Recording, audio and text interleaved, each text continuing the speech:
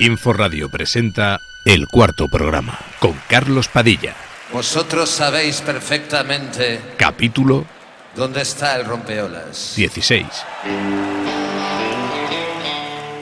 Fue Loquillo, 1,95 m, quien cantó aquello de "no hables de futuro, es una ilusión". Bueno, es cierto que la vida nos ha dado un par de hostias, nos ha cogido el rompeolas a todos y nos ha destrozado varias ilusiones y el futuro más cercano, que esperemos que solamente sea el cercano. No les voy a mentir que me hubiera gustado, que tenía la ilusión de entrevistar a nuestra invitada cara a cara para darle un par de besos, que aunque no sea yo muy de contacto físico, necesito un abrazo de vez en cuando, todos somos humanos. Y como escribió Javois, a un hombre le puedes quitar todo menos la ilusión. Como la ilusión no venía a mí, intenté llamarla. Llamé a Luz y ella, que conversa mejor que yo y creo que escucha muy bien, me lo puso fácil. Incluso me trató de compañero. ¿Qué más quisiera yo? Luz es periodista y pregunta. Hoy le toca responder y espero que las preguntas estén como mínimo a la altura de las respuestas. Luz Sánchez Mellado, bienvenida al Cuarto Programa. Hola Carlos, ¿cómo estás? Encantada y con el ego ya a punto de nieve con tu presentación. Comentábamos antes, fuera de micrófono, que claro, es un poco raro porque tú estás mucho más versada que yo en entrevistar a gente, ¿no? No sé cómo están siendo estos días de trabajo, si tienes que también enfrentarte a entrevistar a gente de manera online. Que es diferente, hay otros rasgos que a lo mejor destacan más, que a lo mejor, no sé, hablas menos o escuchas más, es que no lo sé, pero siempre es mucho más difícil entrevistar así vía online, pero bueno, había que volver en algún momento. Claro, no, es que si no, si pretendemos hacerlo todo como antes, me parece que no vamos a arrancar nunca. Fíjate, Carlos, yo tenía miedo porque una de las características y de los requisitos de la entrevista de última del país que hago es que sean presenciales precisamente para eso, ¿no? Para mirar a los ojos al entrevistado, para escuchar el tono de su voz sin la distorsión de la web.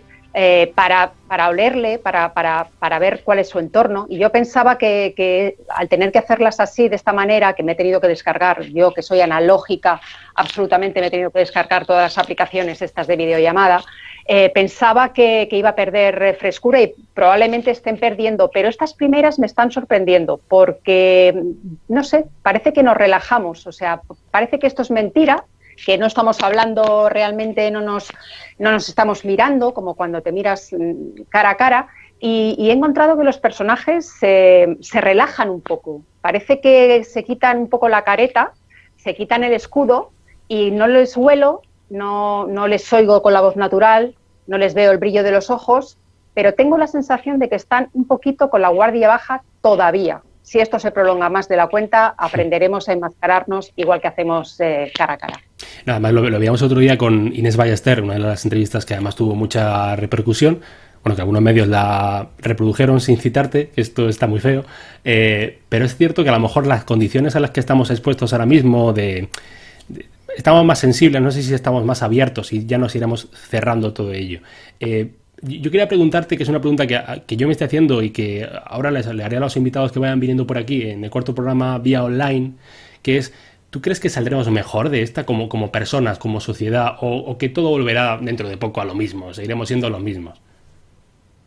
Fíjate, yo tenía esperanzas al principio y tenía grandes expectativas, ¿no? De que sí, de que esto nos iba a hacer más humanos, mejores personas, más empáticos, mejores. Pero empiezo a tener dudas serias porque mientras no te toque de cerca, mientras no te dé el zarpazo personalmente en tu entorno más cercano, creo que todavía tenemos la sensación de que esto es algo que le pasa a los otros. Y el concepto los otros, en este caso, cobra una dimensión no solamente personal, sino política.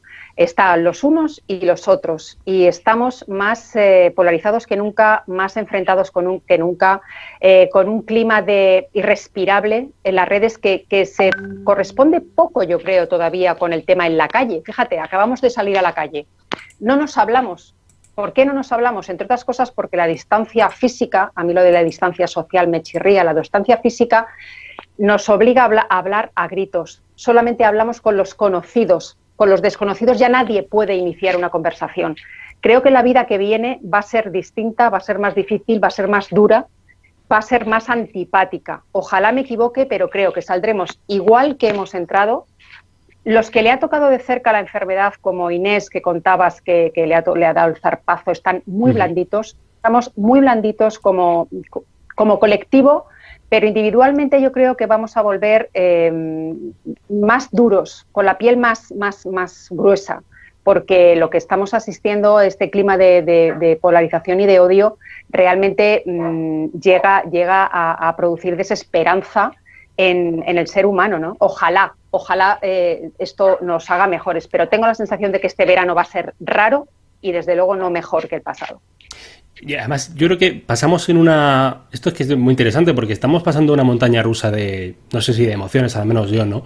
Porque había momentos, a mí no me ha tocado personalmente ni a nadie de mi familia por fortuna, además mis 4 abuelos ya han fallecido, por tanto el temor más cercano a la gente más mayor pues ya no lo tenía, ni ninguno de mis conocidos o amigos ha sufrido, pero incluso he tenido días emocionado personalmente por fallecimientos de cuando veías imágenes de residencias, porque a mí me cuesta mucho imaginarme la situación en una residencia, o de una persona con Alzheimer, o de una persona mayor, o de una persona joven, pero yo me ponía en esa posición y a mí me cuesta mucho pensar en ellos, porque me cuesta mucho, y me imagino a mis abuelos, imagino que como nos pasa a todo el mundo, y después me cuesta mucho que habiendo pasado todo ello, políticamente hablando, y aquí a lo mejor ya me meto en el berenjenal, haya un clima tan difícil y tan irrespirable y tan hosco y tan agresivo, cuando a lo mejor nos tendría que venir bien para todos. Lo más importante ahora mismo es las vidas y después ya lo demás. Es la gran paradoja. Ahora mismo, mientras que tú y yo hablamos, está ahí una sesión de control en el Senado al gobierno y se está negociando contrarreloj una prórroga del estado de alarma, poniendo condiciones, prevaleciendo, digamos, el interés electoral y de partido y de rédito político, más que sobre el asunto que se trata. Estamos jugando ni siquiera ya con las cosas de comer, que también los ERTEs, las condiciones económicas son las cosas de comer. Estamos jugando con las cosas de vivir. Y si en esto no puede haber un consenso organizado por todos, no estoy diciendo que alguien tenga la culpa, aunque pueda tener mi opinión al respecto, pero si con esto que estamos hablando de las cosas de comer y de las cosas de vivir no son capaces nuestros representantes políticos de tener altura y de ponerse a remar contra esta tempestad que nos ha venido, y después ya hablaremos de quién era el capitán, quién tenía la culpa, degradaremos al capitán, haremos lo que tengamos que hacer, pero si en este momento no somos capaces, tengo grandes dudas de que lo seamos en el futuro. Realmente la clase política está dando un espectáculo, para mi gusto, nefasto, que hace que las nuevas generaciones, mis hijas, yo tengo 2 hijas, asistan estupefactas a este aquelarre en la que se ha convertido el Parlamento. A mí, sinceramente, como ciudadana y como periodista, me da vergüenza física. O sea, se me erizan los vellos a veces escuchando hablar a personas sobre un asunto que nos ha tocado a las generaciones vivas de este país y del mundo, bregar con él, y tendríamos todos que estar a la altura. Algunos lo están y otros no lo están. Nos estamos retratando ante un espejo que, pasado el tiempo, algunos se avergonzarán del perfil que han dado y otros podrán estar orgullosos. Los políticos creo que en general no podrán estarlo. ¿Y cómo estás viendo al periodismo en esta crisis? Yo tengo fascinación personalmente, y ya pues no sé si lo conoces, este programa de Javier Negre que se llama Estado de Alarma, que me parece un fenómeno tremendo, creo que como paradigma de lo que significa no informar. Pero esa es opinión mía. ¿Cómo ves al periodismo en general? Pues mira, yo creo que estamos en un momento crítico también. Vamos a ver, podemos hacer autobombo o autocrítica. Yo el autobombo me encanta cuando vienen bien dadas y cuando estamos todos de celebración y cuando hay unas olimpiadas y cuando hay una expo, cuando hay algo que celebrar. Pero realmente ahora hay muy poco que celebrar y sí mucho que trabajar, ¿no? Entonces, espectáculos como la desinformación, no solamente en este tipo de programas como el que citas, sino en las redes, por parte de periodistas que se llamen a sí mismos periodistas, me descorazona. Me descorazona porque si en algo es válido nuestro trabajo, más allá, insisto, del autobombo, que a todos nos gusta, es el del servicio público y en la responsabilidad de ser la correa de transmisión de la información. Con la opinión legítima y con los puntos de vista diferentes, pero información, no desinformación, no bulos y no propaganda ni intoxicación directamente como se hace en algunos de estos medios y algunas de estas personas como la que citas, ¿no? Yo creo que nos han pillado todas las crisis, nos ha pillado la crisis económica, el periodismo no está en su mejor momento, nos ha pillado la crisis económica, nos ha pillado la crisis de modelo digital, el papel, nos ha pillado la publicidad, nos ha pillado este vendaval. No sé cómo sobreviviremos, no sé quién sobrevivirá. Lo que sí sé es que todos estos que se llaman periodistas y se dedican a sembrar bulos, a sembrar desinformación y a arrimar el ascua a su sardina de forma tan burda, además, me avergüenzan. Vayamos entonces a la entrevista. He hecho el previo de actualidad, pues yo creo que había que hacerlo porque están pasando muchas cosas. Me interesa mucho conocer siempre dónde nace la gente. Tú naciste en Alcalá de Henares, ¿no? Si no me equivoco. No, yo vivo en Alcalá de Henares. Vives en Alcalá. ¡Ay! ¿Ves? Esto son cosas del modo online, que se te ha caído el móvil. Totalmente. Pues, bueno, no te enseño el chiringo que he montado para que esto se sostenga. Esta es una de las consecuencias, ¿no?, de esta crisis, que es que los periodistas de mi generación, que somos analógicos, somos nativos analógicos, somos inmigrantes digitales, pero de patera prácticamente, ¿no? Y nos hemos tenido que instalar todas las aplicaciones de videollamada y de conferencias online, pues para no perder el tren, ¿no? Nuestra vida consiste en no perder el tren, no perder los trenes. Y en ese sentido, pues bueno, he tenido que hacerlo a la fuerza. Yo nací en Alicante. Imagínate, Cuéntame, la historia de Cuéntame, sí. Yo sería pues, el Carlitos o una cosa así. Inmigración interior, digamos. ¿Y cómo fue tu infancia, tu adolescencia? No sé, ¿desde cuándo descubres el periodismo como un modo de interesarte por la actualidad o por qué te llama el periodismo? Pues fíjate, yo soy lectora de lo que me echaran desde pequeña. En mi casa no había... Yo soy de una familia humilde. Mi padre era primero albañil, después conductor de autobuses de Iberia, jardinera se llamaban entonces. Mi madre servía en casas, mi abuela era analfabeta. No lo digo como un orgullo, lo digo como una descripción de los hechos. Y en mi casa no había para grandes lujos, pero sí que había para libros. O sea, sí que había para lo que necesitáramos en la escuela y para libros. No igual para revistas. Entonces, yo siempre lo cuento. Yo empecé a leer las revistas que me encontraba en la basura. En la basura. Iba por las calles y entonces pues no se llevaba lo de reciclaje y había montones de cómics y de tebeos y de revistas y de periódicos y yo me los llevaba a casa y los leía. Y a mí me encantaba, o sea, me gustaba muchísimo más las revistas que los cuentos o que los cómics, ¿no? Y yo empecé a ver que a mí me gustaba contar lo que pasaba. Las redacciones del cole, pues yo en vez de hacerla de la primavera, pues las hacía de las rebajas, por ejemplo. Y escribía una redacción de rebajas y con el tiempo, cuando estaba en sexto de GB, me di cuenta de que aquello podía ser un artículo de una revista, ¿no? De hecho, publicaba en la revista infantil, sueno empollona y pedante, pero era así de repipi y de redicha. Y bueno, cuando empecé bachillerato, cuando empecé BUP y CO, que era nuestro plan de estudios, lo vi clarísimo. No tengo tradición familiar, pero yo quería ser Vicente Verdú, que escribía en el País Semanal unas crónicas maravillosas, que hacía unos retratos sociológicos estupendos, y yo quería ser Vicente Verdú, yo quería ser Maruja Torres, yo quería ser Rosa Montero, y otros tantos, ¿no? Y entonces, bueno, pues vi que el camino era estudiar periodismo y ahí me metí.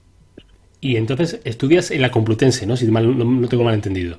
Y ahí empiezas muy prontito, a los 19, 20 años, en El País. Sí, bueno, son cosas que pasaban en el siglo XX. Eso te iba a decir porque me suena muy extraño. Ahora no hay nadie que entre en El País con 19 años.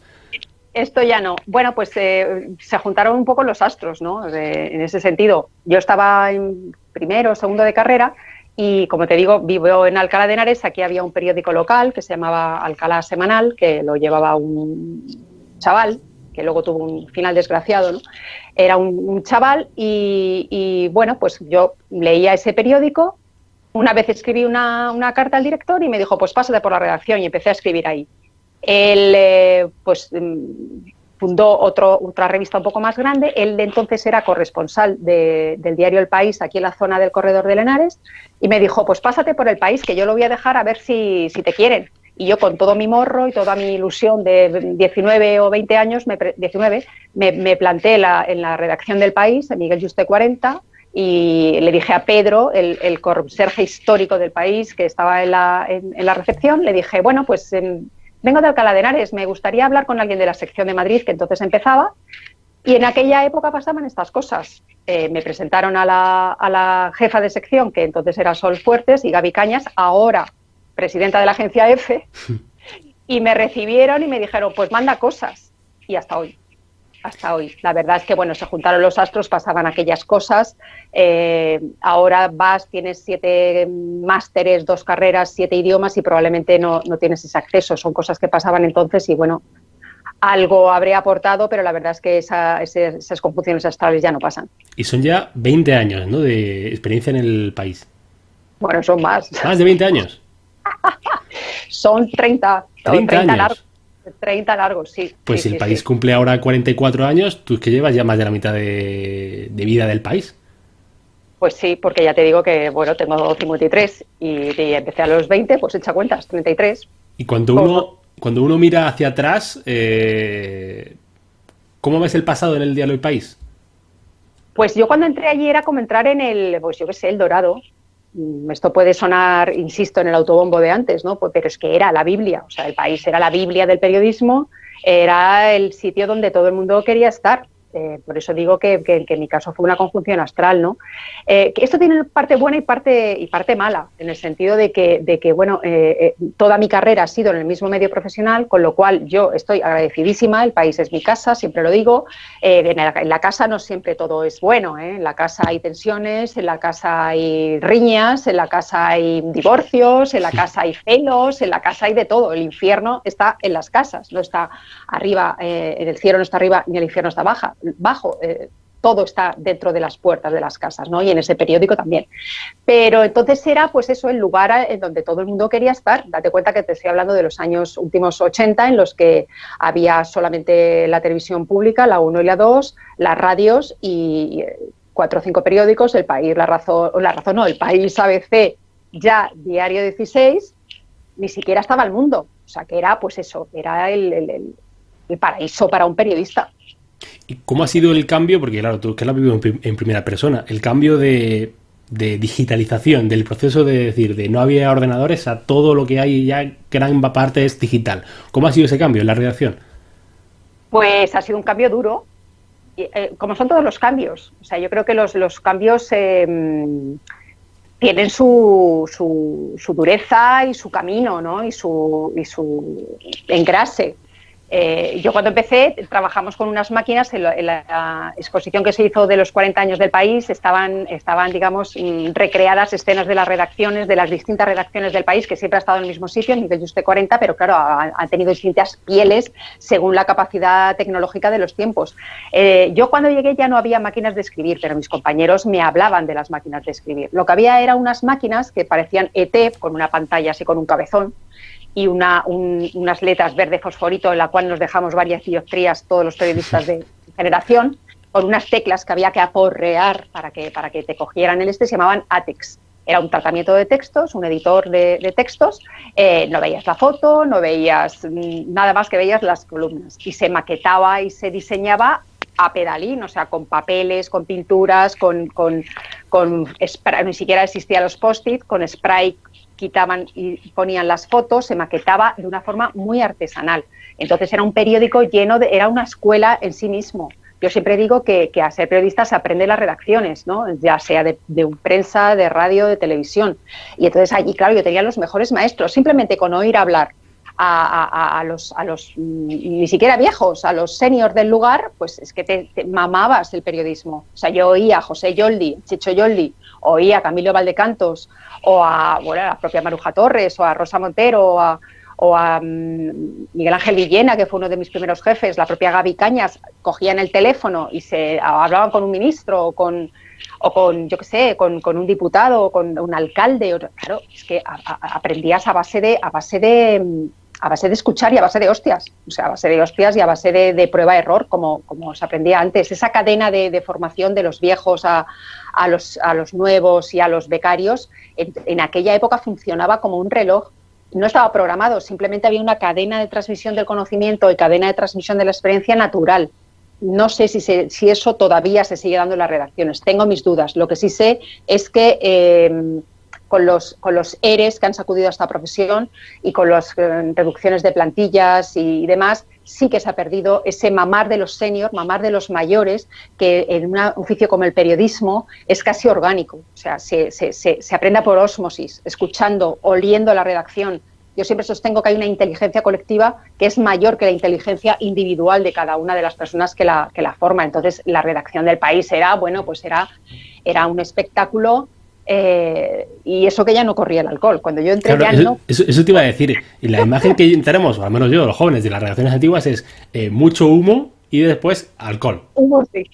Humo había el que quisieras, ¿no? Porque todavía no estaba la ley antitabaco y se ha fumado, como tú sabes, hasta antes de ayer en las redacciones, hasta antes de ayer, hasta antes de ayer, ¿no? Creo que hace ya 15 años, o 15 o 10 por lo menos, de la ley antitabaco. Hace poco se ha cumplido un aniversario redondo. Ya no había alcohol, pero había muchísimo tabaco, había muchísimo humo y muchísimo ruido. O sea, las redacciones de antes eran ruidosísimas. Claro, ahora parece, como mis hijas que han ido alguna vez a la redacción del País en plan un día de fiesta o un día más relajado, me comentan que parecía una consulta de Vitaldent. Claro, pues todo blanco, todo impoluto, no se oye, no hay ruido, porque la gente está con los portátiles silenciosos, no hay voces, la gente está con sus cascos.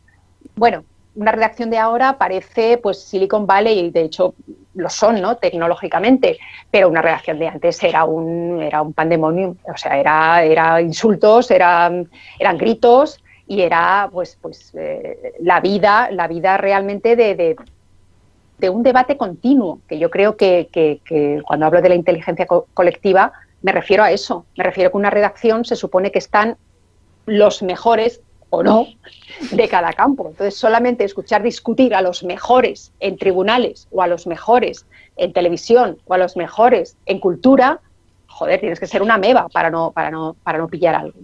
¿Y qué es lo que más... en laboratorios. ¿Y qué es lo que más has hecho en el periodismo? Lo que más he hecho de todo.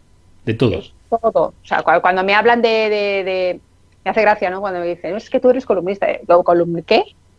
Yo no me reconozco en ese nombre, ¿no?, porque yo soy periodista. Yo empecé cortando teletipos, entonces había teletipos, en la sala de teletipos, que hacía un ruido espantoso, por eso te hablo de la redacción ruidosa, que iban saliendo los teletipos, los telex. Cortaban los teletipos, se los llevabas al redactor jefe físicamente, y te decía, haz una columna de breves. Una columna de breves sigue siendo lo mismo, no son 5 o 6 noticias con 5 o 6 teletipos. Resúmete en 3 frases una noticia del caso Gürtel, por ejemplo. Pues ahí aprendes, pero vamos, a hostias. Y yo he hecho de eso muchísimo tiempo. Lo que pasa es que siempre, no sé, me han dejado alas, también hay que decirlo. O sea, yo creo que un buen jefe es aquel que te da alas. Es aquel que sabe ver en ti algo antes que tú y que te lo promueve sin decírtelo, ¿no? Porque yo creo que en esta profesión también es peligroso el que te regalen los oídos. A mí nunca me han regalado los oídos, o sea, al revés. O sea, es leyenda en el oficio que jamás te dicen cuando algo está bien. O sea, si no te dicen nada es que está bien. Y si te dicen algo es para echarte la bronca, ¿no? Entonces, si no news, good news. O sea, si no te dicen nada es que lo estás haciendo bien. Entonces, a mí las alas me han ido creciendo poco a poco, a base de muchas hostias y de mucho picar piedra, muchísimo picar piedra. Entonces, yo creo que la carrera es larga. O sea, la carrera para la individualidad, por mucho talento que tengas, yo creo que tiene que ser de media distancia por lo menos, para que no te lo creas mucho desde el principio, y para que si realmente la tienes, lo bueno resplandece y va a acabar saliendo. Desde luego eso ha sido lo que me ha ocurrido a mí. ¿Y ha habido algún momento en el que has dicho, esto es demasiado trabajo, lo dejo, mejor me dedico a otras cosas? Sí. Esta profesión es muy cabrona también. O sea, toda la épica del periodista. Además, y aquí igual las chicas me dicen que igual esto no es políticamente correcto, pero es que, ¿sabes?, con mi edad, siendo mujer y siendo madre, este oficio es un horror. es un horror. O sea, y no ahora los hombres están más implicados o empiezan a estar más implicados hablo de la conciliación, los cuidados familiares y demás. Cuando yo empecé, los jefes te plantaban una reunión a las 8 de la tarde porque ellos no tenían ninguna prisa por llegar a casa, porque tenían a su señora cuidando de los niños. Es más, algunos jefes lo que hacían era intentar prolongar al máximo la jornada laboral para no bañar a los niños. Quiero decirte con esto, no son batallitas de la abuela. En mi generación de periodistas, las que estamos en torno a los 50 años, el tema de la conciliación ahora puede parecer difícil. En nuestra época era una entelequia. Una entelequia absolutamente. Esta puede ser una de las profesiones con más tasa de divorcios y con más tasa de problemas entre padres e hijos, porque hemos sido madres y padres ausentes de nuestros hijos. Entonces, sí que he tenido a veces esa tentación. He rechazado ascensos que no tenía que haber rechazado igual por intentar no vivir en el periódico. Y sí, esta es una profesión que tiene una cara B de la que poco se habla, salvo en las series de las pelis, y siempre idealizado, ¿no? Esta no es una profesión fácil. Si no quieres renunciar a parte de tu vida personal, dedícate a otra cosa. Has dicho, esta profesión es muy cabrona, que como titular me gusta bastante, pero ¿es más cabrona para las mujeres? Ahora no lo sé, o sea, vamos a ver, yo tampoco soy en ese sentido injusta. Yo he cobrado siempre igual que mis compañeros, siempre. El país es una gran empresa y los sueldos son lo mismo. La brecha salarial no es tanto la de género, que también no es tanto por haber nacido mujer y no morir en el intento, sino la brecha salarial son los hijos, es la conciliación, es la propia autopercepción que tengas de tu trabajo. Los hombres, en ese sentido, hasta ahora, por lo menos los de mi generación, nunca se han planteado aceptar o no un ascenso en virtud de que tenían o no que ocuparse de su familia, sus padres, sus hijos o sus casas. Jamás. Dicen sí y luego veremos. Nosotras, por lo menos en mi generación, muchas de nosotras hemos dicho que no, porque primero no nos lo creíamos. Este es el típico síndrome de la impostora del que se habla tanto, y yo confieso que lo he sufrido toda la vida y lo sigo sufriendo. Y por otra parte teníamos esa carga, esa mochila de culpabilidad que llevamos de siempre, ¿no? Las chicas de ahora, o sea, yo veo a mis compañeras jóvenes, las veo más peleonas, porque nosotras en mi generación hemos trabajado como tíos en el mal sentido de la palabra, en el sentido de que hemos renunciado a todo. Las jóvenes de ahora lo que veo es que lo quieren todo. Y claro que se dejan conchas en el camino, claro que se las dejan, pero también veo que los hombres están empezando a incorporarse a esa legión de gente que quiere conciliar, que quiere que todos los casos sean posibles y quiere ir luchando y que se corresponsabilizan del cuidado de los hijos, por ejemplo.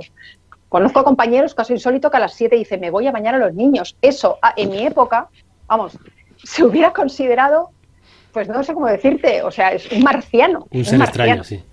Totalmente. Entonces, para las mujeres de mi generación, desde luego. De las nuevas, igual se están templando las cosas. Primero, se ofrecían menos ascensos, y segundo, los pocos que se ofrecían, muchas veces eran rechazados, primero por no creérnoslo, que valemos, cuando los tíos no se lo plantean, y segundo, por intentar conciliar los dos mundos, que los señores no se lo planteaban, porque ellos tenían la retaguardia cubierta, nosotras no. Entonces, mujer ahora, pues no, creo que ahora se van templando las balanzas. Una de las cosas que imagino que más has hecho es preguntar y entrevistar y además yo creo que una de las cosas que más gusta de ti, ¿no?, es entrevistar. Y has entrevistado, por ejemplo, de las últimas más interesantes, ¿no? Comentábamos a Enia Ballester, a Omar Montes, a Javier Cámara, a Willy Toledo, a Ana Milán. ¿Estudias mucho al personaje antes de entrevistarlo? ¿Te sometes a una lectura del personaje intensa?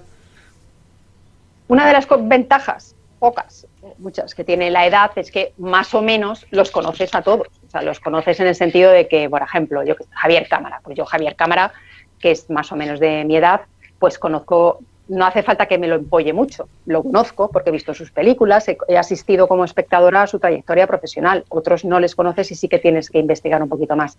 A mí, una vez que entrevisté a Mercedes Milá, yo antes no entrevistaba, o sea, a mí cuando hablas de qué he hecho, yo he cortado teletipos como una loca, yo he hecho ladillos como una loca, yo he hecho el sumario del País semanal durante años, el sumario de una revista es lo peor que te puede tocar, porque te tienes que leer toda la revista para resumir cada uno de los temas en 2 líneas. Es con lo de la columna de breves que hablamos antes.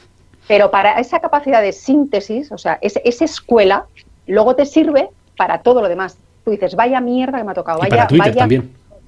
Vaya marrón. Twitter es un gimnasio verbal estupendo. Yo empecé en Twitter para ejercitarme. O sea, es un gimnasio estupendo, porque te obliga a sintetizar y de hecho, cuando lo subieron de 140 a 280 caracteres, a mí me parecía larguísimo, porque me había acostumbrado y le había cogido el ritmo a los 140 y 280 me parecía un testamento. Pero hablando de documentarte para las entrevistas, Mercedes Milá, que fue una de las primeras entrevistas que yo hice para el País Semanal, en la que los tiempos en los que una entrevista podía tener 7 páginas, yo fui cagada a entrevistar a Mercedes Milá. O sea, Mercedes Milá es una de las mejores entrevistadoras de este país. Tiene perlas en YouTube, que todavía se pueden ver, en las que Camilo José Cela se le pone a absorber agua por el ano con una palangana. O sea, tiene a Miguel Bosé llorando porque le habían dicho que se había muerto de sida y se le puso a llorar en directo. Mercedes Milá para mí era una diosa de la entrevista. Entonces yo llegué y le dije, estoy cagada, Mercedes. Dice, ¿has hecho los deberes? Digo, pues hombre, más o menos, evidentemente como espectadora, y segundo, he visto, dice, es que lo peor que puedes hacer al entrevistar a un señor o a una señora es llegar y preguntarle, ¿y usted dónde nació? ¿O qué estudió? ¿O por qué? ¿Cuántos años lleva en la tele? Vamos a ver, eso lo tienes que saber, obviamente. Todos tenemos una idea general sobre los personajes. Una de las premisas para salir a la contra del país es ser muy conocido. A mí cuando se me encargó se me dijo que no haga falta presentación. Que luego lo he llevado a rajatabla, igual podría darle un giro, ¿no? Pero de momento lo estoy siguiendo. Entonces, ya lo conoce. La gente ya conoce a Inés Ballester. La gente ya conoce a Javier Cámara. La gente ya conoce a Ana Milán. ¿Qué le preguntarías si fuera tu colega? ¿O qué le preguntarías para descolocarle? ¿O qué le preguntarías, por ejemplo, si le ves triste? Si le ves, por eso te digo que lo de la interacción cara a cara es tan importante, porque uno te puede mentir, pero mirándole a los ojos la gente te puede mentir muy poco. Entonces, cuando afronto una entrevista, depende del personaje. Por ejemplo, te adelanto, la de esta semana va a ser Javier Cansado, de Faemino y Cansado. Pues, ¿qué sabemos de Cansado? Pues que es un tipo gracioso, se supone, que es un tipo que lleva un montón de años haciendo humor con los cambios sociales que ha habido en este país y los cambios de moda en el humor y que sobrevive, que le hace mantenerse en ese estatus de humorista conocido. Pero es un tipo que de repente en esta cuarentena se nos ha revelado como un jugador de juegos de rol y de soldaditos en Twitter. Hay que saber qué está haciendo el personaje en el momento, qué sensación te da de su momento vital, leerte entrevistas con él pasadas y también un puntito de provocación. Siempre bajo yo tengo pocas líneas rojas, pero las pocas que tengo son el respeto, la empatía, o sea, ponerte en la piel de la otra persona, que no te gustaría que te hicieran a ti, y tercero, la cursilería, o sea, preguntas cursis, yo no se me eriza la piel. Y sobre todo, jugar a favor del personaje. O sea, yo no voy a pillarles. Eso sería otro tipo de entrevista. Si tú vas a pillar a alguien, en un político sí lo entiendo, en una entrevista política que vas a sacar un titular o que vas a poner contra las cuerdas a alguien que se está contradiciendo públicamente en un contexto político determinado, vale. Pero si lo que tú quieres es conocer a esa persona, pues lo que tienes que hacer es crearle un ambiente en el que él se relaja y cuando ya está relajado igual le puedes arrear una pregunta que le pille desprevenido y en la que se retrate. Nos retratamos. Cuando, por ejemplo, yo en mis entrevistas nunca pregunto sobre política, no hace falta. En las respuestas vas a sacar no sé si tanto la ideología, pero sí la sensibilidad y el talante de una persona. Y ese retrato a lo mejor es más directo y más descarnado que una pregunta política directa. Esto a mí me fascina mucho, lo de mirar a los ojos. ¿Miras mucho a los ojos? Esto es interesante. Pues sí, sí. En los ojos está la verdad, ¿no? Los ojos es muy difícil disimular. Es muy difícil disimular, es muy difícil no apartar la mirada si alguien te está tocando más de la cuenta. Es muy difícil que no te brillen los ojos si te emocionas. Es muy difícil sostener la mirada y es muy difícil. Hay gente que no mira los ojos, o sea, hay gente y gente que se supone que se dedica a esto, ¿no? Y hay gente que te aparta la mirada. Yo esa gente desconfío muchísimo. Y luego no solamente es la mirada, también es el tono de voz. Siempre, cuando hay una entrevista, hay siempre llámale un coqueteo. O sea, es un coqueteo, digamos, desprovisto del carácter, digamos, amoroso o sexual. Pero hay un coqueteo, hay un toma y daca, hay un pim-pum, hay una esgrima que a veces funciona y otras no. O sea, la entrevista siempre, y esto también es otra verdad absoluta, es del entrevistado, no del entrevistador. Si el entrevistador no te quiere dar ni agua, no te la va a dar. No te la va a dar. Si está permeable, ya es tu responsabilidad que entre o no. Pero si no está permeable, si se encierra en banda, si ha dicho que no, es que no y no hay manera. Y luego, bueno, pues está el de medias, las faenas de aliño, que también las hay, obviamente. Ahí vais a salvar el culo tanto el entrevistado como tú, que de esas también hacemos muchas. O sea, esto no es siempre buenísimo o malísimo. La línea media es la predominante, ¿no? Yo siempre digo que aspiro a que no me dé vergüenza firmar algo, ¿no? Firmar una entrevista, firmar un reportaje, firmar una columna, pero muchas veces tú sabes perfectamente cuando te ha quedado bien, mal o regular. Y la mayor parte de las veces te quedan regular. Y quien diga lo contrario, pues yo creo que miente. ¿Has tenido fascinación por algún entrevistado? Esto que te estabas, bueno, a lo mejor te dicen, no sé, te dicen el entrevistado que te toca o tú lo puedes llegar a elegir, esto no lo sé. No, los elijo yo la mayor parte de las veces. La mayor parte de las veces los elijo yo. Alguna vez he tenido alguna sugerencia, pues por unas promociones que en un momento determinado puedan venirle bien a las partes, en este caso, o pues yo qué sé, pues algún capricho, no, ni siquiera capricho, pues alguna conveniencia, digamos, de mi medio, ¿no? Pero en la mayor parte de las veces las elijo yo. Y los elijo, hombre, siempre intento, y esto es una cosa mía, porque no tendría por qué, siempre intento que tengan un enganche de actualidad, o sea, que presenten algo. Huyo como de la peste de las entrevistas de promoción, que son de las que nos nutrimos, porque esto es una de las cosas que pasa. Están en todas partes durante una temporada los personajes y luego desaparecen. ¿Por qué? Porque están en promoción. Entonces yo lo que suelo hacer es hacer la entrevista en la promoción, hablar de pájaros y flores que no tienen nada que ver con la promoción, una pregunta de compromiso que luego me la cargo, y dejarla y darla a lo mejor 2 o 3 semanas después. ¿Por qué? Porque si Javier Cámara, por ejemplo, está en promoción, va a hacer 200 entrevistas. En las 200 entrevistas va a decir lo mismo, va a estar cansado. Vamos a estar hartos de Javier Cámara, porque va a estar en todas partes. Y dentro de 3 semanas, a lo mejor Javier Cámara te ha dicho a ti una cosa que al resto no le ha dicho y sorprende.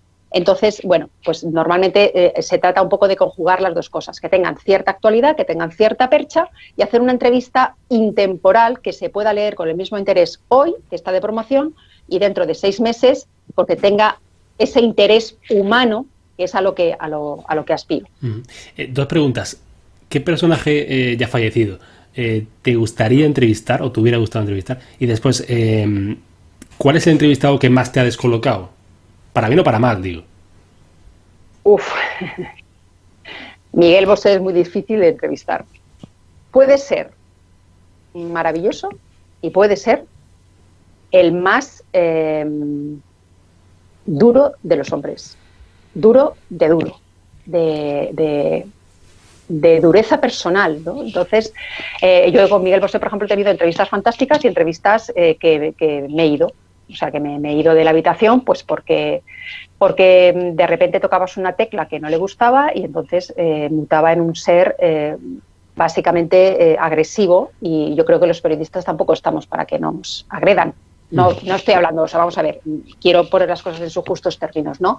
Pero igual que nos falten el respeto, ¿no? Entonces, Miguel Bosé es un tipo difícil de entrevistar, también es un tipo muy noble, luego te pide disculpas.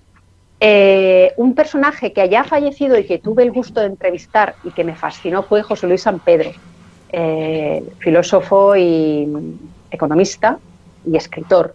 Le entrevisté muy poco antes de fallecer, estaba muy enfermo, parecía un místico en su casa de Mijas, en Málaga, y me dio una entrevista tan maravillosa.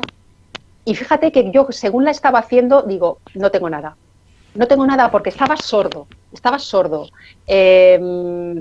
Se enrollaba muchísimo, que esa es una de las cosas que los periodistas tenemos vicio. Cuando vemos que el entrevistado se está enrollando, tendemos a cortarle. No le cortéis, a no ser que sea tele y evidentemente sea un directo y haya que cortarle. No cortéis al entrevistado, porque cuanto más raja, en un momento determinado va a bajar la guardia y te va a dar el titular. No cortéis a los entrevistados. Entonces, José Luis San Pedro estaba sordo. Me hacía unas respuestas río. Yo digo, madre mía, de aquí voy a tener que cortar muchísimo, no tengo nada. Salí de esa entrevista diciendo, no tengo nada. Escuché la entrevista que duraba 2 horas y media, casi muero. Yo tengo subcontratadas a mis hijas, entonces eran pequeñas, que me pasan los audios y me cobran. Porque una de las peores cosas que hay es transcribir una entrevista. Cualquier personaje, o sea, cualquier periodista te dirá que transcribir una entrevista y oírte a ti mismo la vergüenza que te das diciendo le tenía que haber preguntado esto, no le he preguntado lo otro, aquí he estado lento, aquí este se me ha subido a la chepa, aquí le tenía que haber dicho. Vale, cuando escuché la entrevista y le metí la motosierra para dejar las respuestas en una entrevista de antes del País Semanal que os contaba que tenía a lo mejor 7 páginas, me dio un testamento vital maravilloso. Aún se puede consultar en la hemeroteca del País, en Google, José Luis San Pedro, los 8 de mellado del país.com. Una maravillosa entrevista por el entrevistado, no por la entrevistadora, porque era un testamento. Estaba dejando su testamento con la generosidad de un grande a una desconocida. Ese es uno de los privilegios de nuestro oficio, si no el mayor, que alguien que no conoces te cuente su vida, pero que no te la cuente a ti, te la está contando a ti, pero para que se la cuentes a los demás. Ese privilegio, ser intermediario entre una persona, sea quien sea un fontanero o sea un premio Nobel, y el resto de personas, es nuestro oficio, nuestro privilegio y a la vez nuestra servidumbre, nuestro deber y nuestra vocación. Nada más y nada menos somos eso. Además, cuando tú notas que el entrevistado, imagino que lo notarás, se desnuda emocionalmente y se abre en canal hacia ti, y que esto es muy generoso. Es muy generoso, entrevistado contigo y yo creo que ahí aprendes muchísimo, imagino. Sí, y además te llegas a emocionar, ¿eh? Yo he llorado en alguna entrevista. Yo he llorado con Estrella Morente, por ejemplo. Estrella Morente fue una de las entrevistas también difíciles, ¿no? Estrella Morente, cuando la entrevisté para el País Semanal, estaba desgarrada por la muerte de su padre. Desgarrada. Y hacía ya tiempo, hacía casi un año que había muerto, pero todavía estaba en carne viva. Entonces, cuando tú coges a alguien en carne viva, te puede dar una caricia o te puede dar un zarpazo.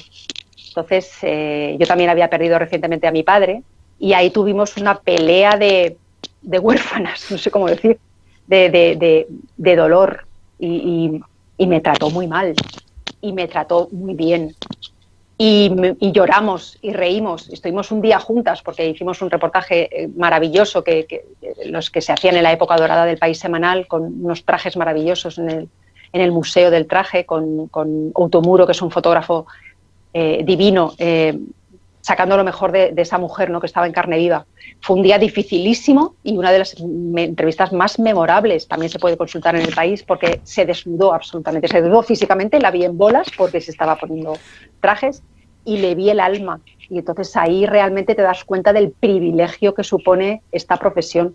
Me llevé zarpazos y me llevé caricias. No sé si estarás de acuerdo conmigo, pero creo que en ocasiones es mucho más interesante. Esto lo pensaba yo hace unos días, justamente digo, porque tú has entrevistado a mucha gente, sobre todo lo que es actores principales de la sociedad, de la política, de la industria. Por ejemplo, sería muy interesante entrevistar al chofer de Pedro Sánchez o a la mujer de Pedro Sánchez. Bueno, Porque yo creo que descubriría a otro Pedro Sánchez que no conocemos, ¿no? bueno, es que eso sería, vamos a ver, eso es el sueño húmedo de cualquier periodista de este país, claro, pero a ver, eso es imposible, Claro, como claro. decía, lo que no puede ser, los esfuerzos inútiles llevan a la melancolía. Dentro de, yo qué sé, una década, igual el chofer de Pedro Sánchez escribe sus memorias, tienen contrato de confidencialidad, obviamente, pero claro que sí, o sea, entrevistar a los aledaños del poder, eso es, eso sería el sueño húmedo de cualquier informador. Pero eso se hace en los reportajes. Eso no, evidentemente no sale fulanito de tal, chofer de tal, pero cuando se habla fuentes cercanas, fuentes del entorno, la labor del periodista es trabajarse todos los entornos de los líderes, obviamente. Y los off the record, en este caso, cobran todo su sentido. No para que tú traiciones a nadie, pero sí para que tú te hagas una idea de ese personaje, o sea, del personaje cuando hacíamos o cuando hacemos, ya no se hacen tanto, antes hacíamos unos perfiles estupendos, la palabra perfil te habla de eso. Un perfil es un retrato que tú has hecho a través de muchos testimonios sobre una persona. Entonces el retrato tiene muchas caras, es muy poliédrico y te habla del personaje quizá mejor que el propio personaje. Recuerdo uno de Aznar, que se llamaba Cabreado como una mona, me acuerdo perfectamente, con una caricatura maravillosa de mi compañero Xiamarela, en la que hablé con unos on the record y otros off the record con parte de su entorno y me hicieron un retrato del personaje maravilloso. Y con él no hablé, con él no hablé porque no me concedió la entrevista, obviamente. Claro que hubiera estado bien hablar con él, pero fíjate, yo creo que salió un retrato mejor no hablando con él y hablando con los que tiene alrededor, que probablemente le conozcan mejor que él. Oye, ¿entiendes esto? Porque esto se ha venido formando de cara a estos últimos años. ¿Entiendes lo de blanquear a alguien? Pues esto se ha visto, por ejemplo, con, no sé, Jordi Évole entrevistando a Otegi o... En blanquear a alguien, que yo es algo que no entiendo mucho. ¿Tú entiendes esto de blanquear a alguien cuando a alguien lo entrevistas? No lo entiendo. Vamos a ver, una entrevista es una entrevista, no es un masaje. Entonces, ni es un masaje, ni es una operación de relaciones públicas, ni de propaganda. Si tú te dedicas, oye, hay relaciones públicas respetables y hay entrevistas promocionales y branded content en los medios en los que se aclara que esta entrevista está hecha a mayor gloria de. Parece respetable, advirtiéndolo. Pero una entrevista no es un masaje. Una entrevista pretende y aspira a conocer al personaje al que retratas y entrevistas. Entonces, a mí me encantaría entrevistar a Otegi. A mí me encantaría entrevistar al diablo. ¿Por qué? Pues porque lo que tratamos es, como he dicho antes, de transmitir a la sociedad lo que sucede por una parte y cómo son los personajes relevantes o no relevantes en la historia. Entonces, qué mejor que entrevistar a un asesino. No le estás blanqueando, le estás preguntando, estás indagando qué hay en esa cabeza. Un maltratador. Eso no es blanquear. Blanquear es hacerle una entrevista y masajearle, decirle qué guapo que eres y qué tipo tienes. No con estas palabras, pero haciendo unas preguntas para que se luzca. Tú tienes que hacer unas preguntas adecuadas al personaje, pero yo quiero saber lo que opina Otegi. Quiero saber lo que opina. El otro día fue gracioso porque llevo dos contras seguidas con dos perfiles absolutamente dispares. Willy Toledo y Esteban González Pons. Entonces, cuando entrevisté a Willy Toledo, me acusaron de blanquear a Willy Toledo en un medio como El País, un ultraizquierdoso, blasfemo, confeso, ultraizquierdista, chavista. Ahora lo llaman también muchas veces, que no lo entiendo, lo país, que no sé por qué. Bueno, pues eso es creo que es una denominación que sacó algún tuitero o algún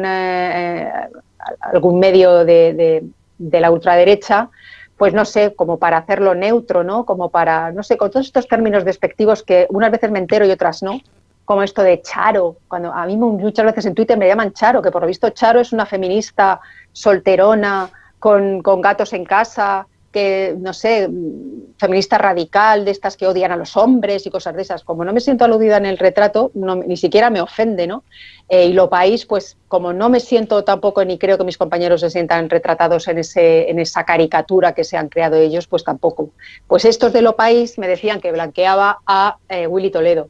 Y luego los que jaleaban lo de Willy Toledo me decían que había blanqueado a González Pons. Entonces, mientras que haya equilibrio de blanqueo, yo estoy contenta, porque quiere decir que molestas a todos por igual. Pero, insisto, yo el concepto blanquear no lo entiendo. Yo entiendo el concepto entrevista, no el concepto masacre, ni tampoco, o sea, masacre, perdón, ni masaje ni masacre. Tú no vas ni a masajear al personaje ni a masacrarlo, tú vas a conocerlo. Y entonces, bajo ese punto de vista, yo quiero conocer lo que piensa el mayor benefactor de la sociedad y el peor diablo de la sociedad. Tengo por aquí una tablet, no es como la de Jordi Évole, sino es más chiquitita, pero aquí tengo un artículo tuyo, una columna tuya, del 21 de marzo de 2019 que se llama La Trituradora. Dice: hace poco estuve en un centro de bienestar al que acuden millonarios de todo el mundo a descansar de sus supuestas vidas de amor y lujo. Las carnes ya las llevaba flojas, pero además se me desplomaron los prejuicios. Y después habla un poco de... Sabemos que el estrés devora, envenena y mata, pero nos lo legamos hasta que le vemos las orejas al lobo y a veces ni eso. Igual que lo que borras en WhatsApp es lo que realmente quieres decirle al otro y no te atreves, lo que te callas a ti mismo es lo que de verdad te quita el sueño y a veces la vida. Hablabas de Jorge Javier Vázquez, que había sufrido un ictus. Dices: Vázquez contestaba que el cuerpo le pide más a los amigos que le aconsejaban parar el ritmo. No sé si a veces... El periodismo, que es una profesión demasiado muy exigente, ya lo has dicho tú, no nos vendría bien parar de vez en cuando. Y sobre todo, que no somos tan importantes. Bueno, eso lo ves en cuanto sales de Twitter, por ejemplo, o de la redacción. Además, yo en ese sentido tengo unas tomas de tierra, las he tenido siempre implacables. O sea, mi madre no leía El País. Mi madre, yo he tenido portadas, yo he tenido entrevistas estupendas y demás, y mi madre siempre me decía que, pues no sé, yo siempre decía, era mi manager, ¿no? Porque me ponía en mi sitio. Mi padre sí era más fan, pero mi madre no. O sea, ni mis hermanos, ni mi familia, ni mis vecinos, ni en el bar donde desayuno, ni... Yo siempre he tenido una doble vida en ese sentido. Entonces, mis tomas de tierra es mi otra vida. Yo sí que he tenido esa esquizofrenia. Hay periodistas que solo se juntan con periodistas, que toman copas con periodistas, que se casan con periodistas o que se divorcian con periodistas. En mi caso no ha sido así. Mis tomas de tierra siempre ha sido la calle. Te contaba antes que recogía tebeos en la basura porque en mi casa no había para comprar el periódico todos los días, ¿no? Pues siempre he tenido esas tomas de tierra que me ha puesto en mi sitio. Y que al fin y al cabo lo único que somos es una profesión como otra cualquiera, es un oficio, somos artesanos, si quieres, de las palabras. Por eso a mí cuando me dicen en algunas ocasiones escritora, digo, hostia, eso me viene grande. Yo no soy escritora, yo junto palabras. Lo típico que nos dicen para humillarnos, junta letras o plumillas, para mí es un halago. Yo soy una junta letras, soy una plumilla que le ha tocado la lotería de que le han dado un púlpito. Y cada semana rellenar esa columna para mí es un privilegio y es una tortura. Pues son 300 palabras, pero me cuestan cada una un parto, me cuestan la vida. Entonces me pongo en mi sitio yo sola, y si no me pongo yo sola, ya me ponen los demás. Una cosa que hacer cuando todo vuelva a la normalidad, si tienes algo en mente. Tomarme un café con leche sola, desayunar en un bar mirando el paisaje y el paisanaje. Para mí es mi gasolina, mi mejor momento del día. Me encuentro conmigo misma, oigo de qué se habla, no en Twitter. Una cosa es Twitter y otra cosa es la barra de un bar de polígono, o de barrio, o de pueblo, o de carretera. No un bar cookie de un barrio cookie, que también. Pero yo creo que cuando hablábamos antes de las tomas de tierra, ese llegar a un sitio y poner la oreja, hacer como que tuiteas y tuitear, pero estar viendo y estar con todas las antenas alerta, los ojos, los oídos, como hablábamos antes de las entrevistas, el olfato, es la esencia del periodismo. En la redacción no está eso, en Google no está eso. La vida no está en Google, la vida está en la calle y en los bares. y en los centros de salud y en la puta calle. Siempre ha estado y siempre lo estará. Esperemos, si nos deja el virus. El otro día leía una frase en Twitter, justamente, pero que mencionaba un libro, creo que era de Andrea Agassi, que se llama Open, que es una autobiografía, que vino a decir, a lo mejor me lo estoy inventando, o a lo mejor me engañaron, pero viene a decir que la vida, te dabas cuenta de que iba la vida en una sala de hospital, y te dabas cuenta de verdad de lo que iba la vida, que me pareció una buena reflexión. Una frase curiosa. Pues Luz, yo creo que me he pasado de tiempo, perdóname. No, perdóname tú, que te he metido unas respuestas a las que yo, en tu lugar, les metería una motosierra acojonante. Pero espero que después de metérsela te quede 2 frases, con eso me conformo. No. Yo siempre tengo la misma teoría, porque como esto no es la contra del país, que tiene que ir todo muy ajustito, esto es el cuarto programa, es el programa de universidad. Ese es un corsé. ¿Vosotros sabéis lo que cuesta meter un titular en 5 palabras? Y según cómo sean las palabras. O sea, eso es meterse en una faja y no las de Kim Kardashian. Y no. O sea, ahí sabes y tienes el oficio suficiente para saber ni siquiera cuántas palabras caben, cuántas matrices caben y cuántas letras de palo, una L, o cuántas M's que ocupan como 3 letras de palo. Desarrollas un sexto sentido que sabes a la matriz, o sea, al espacio de tipográfico que cabe, y meter un titular en la contra del país debería ser deporte olímpico. Pero lo que no me quiero imaginar, porque a mí esto me da mucha rabia y por eso yo no lo hago, por eso yo no he ido a las entrevistas. Las entrevistas van tal y como están. Cuando ya me llegan, oye, ¿quieres editar aquí? Que duren 10 minutos. Yo lo haré, pero no sé si a ti te da mucha rabia, por ejemplo, alguna pregunta y alguna respuesta de estas que dices, es que esto no lo puedo quitar, y lo has tenido que quitar. Vamos a ver, la automutilación es la operación más dolorosa que existe. Pues yo mutilo a los demás, o sea, y eso, cuando comentabas que he hecho más en periodismo, cortar a los otros, porque cuando editas en un medio, en tele, sobre todo en prensa, editar al otro es cortarle. Entonces, cortar al otro, pues hombre, jode, porque sinceramente, cuando hablabas antes de empezar en El País, yo he cortado a los mejores. Yo he cortado a Enrique González, yo he cortado a Maruja Torres, yo he cortado a Rosa Montero, yo he cortado a Javier Marías, cortar a esa gente, dices, ¿dónde corto? Pero eso, bueno, dices, vale, ¿dónde corto? Pero cuando te toca cortarte a ti, eso duele muchísimo. Pero claro, ya te acostumbras. Y sobre todo aquí el baremo y el juez supremo es el cierre. Cuando te dicen suelta tu puta pieza, cortas por lo sano y te cortas el muñón si hace falta. Ahí es la ley del reloj, el cierre. El cierre es el sumo hacedor de una redacción. Y ahí ya se han acabado las pamplinas. Pues Luz, te seguiremos escuchando además también con Francino, no lo he dicho, estás con Francino en la ventana, que me gusta mucho Francino. Sí. A Francino, por ejemplo, y esto ya es su última reflexión, en la radio yo creo que se nota mucho cuando alguien es buen tipo o no es buen tipo, y Francino se le ve un buen tipo. Es que Francino no puede disimularlo, o sea, claro, tú puedes engañar, aquella frase famosa, ¿no? Tú puedes engañar a unos cuantos un periodo de tiempo, pero no puedes engañar a todos todo el tiempo. Y Francino lleva toda su vida en la radio y en los medios y la bonomía se transparenta. Cuando decía que lo bueno resplandece no solo lo que es bueno de calidad, sino de bondad. Por eso, lo bueno resplandece también en los entrevistados. Cuando una persona es buena, en el buen sentido de la palabra, por mucho que vayas a darle el zasca, yo estoy completamente en contra de esa política periodística de venga, voy a arrearle un zasca. Si le das el zasca, lo noqueas y ya se bloquea y no te da más. Déjale hablar, porque si es malo se va a transparentar y si es bueno también. Y yo tengo la suerte de que la mayoría de las veces la gente es buena. Pues he dicho, Luz, que te escuchamos con Francino en la SER, te leemos en La Contra del País también, aunque no seas columnista, también en alguna columna, que está bien, y de vez en cuando en Twitter también. Cuando esté el aroma más tranquilo, y ahora las redes están muy, no sé, yo creo que la gente está demasiado en casa y demasiado con el móvil, quizá, ¿no? Sí, tenemos demasiado tiempo libre, libre entre comillas, o sea, teletrabajamos, esa es otra historia, el teletrabajo. Veremos a ver cuántos trabajos de verdad se carga, pero ya de eso hablamos en otra ocasión si quieres, cuando podamos vernos cara a cara. Y esperemos que nos veamos cara a cara. Pues Luz, muchísimas gracias, ha sido un placer para mí. Ha sido la primera entrevista online que yo he hecho, cosa que, bueno, pues siempre hay alguna primera vez.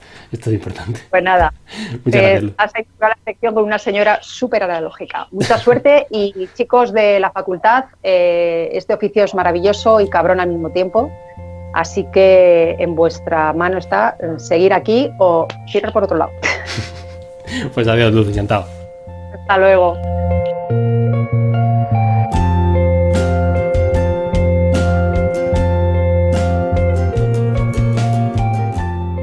Pues hasta aquí el 16º capítulo del cuarto programa, capítulo número 16. Hace ya casi 2 meses, el 5 de marzo de 2020, fue cuando estuvimos hablando con Pablo Simón, en la que sería pues la última entrevista durante estos meses que han pasado.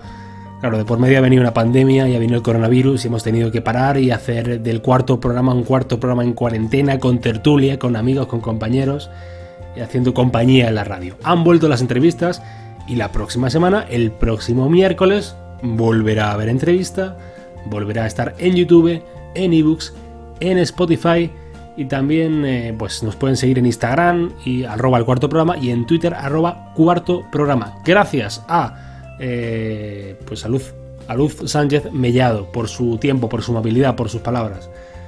Sígala además en Twitter, que es una tuitera que está muy activa en redes. Y gracias a usted que está al otro lado escuchando este cuarto programa, capítulo 16, vuelta a la normalidad, entrevistas vía online, pero que se escuchan como si estuviéramos pegaditos el entrevistado y servidor de ustedes. Nos escuchamos la próxima semana. Hasta entonces, descansen y disfruten con distancia social. Sean felices. Adiós.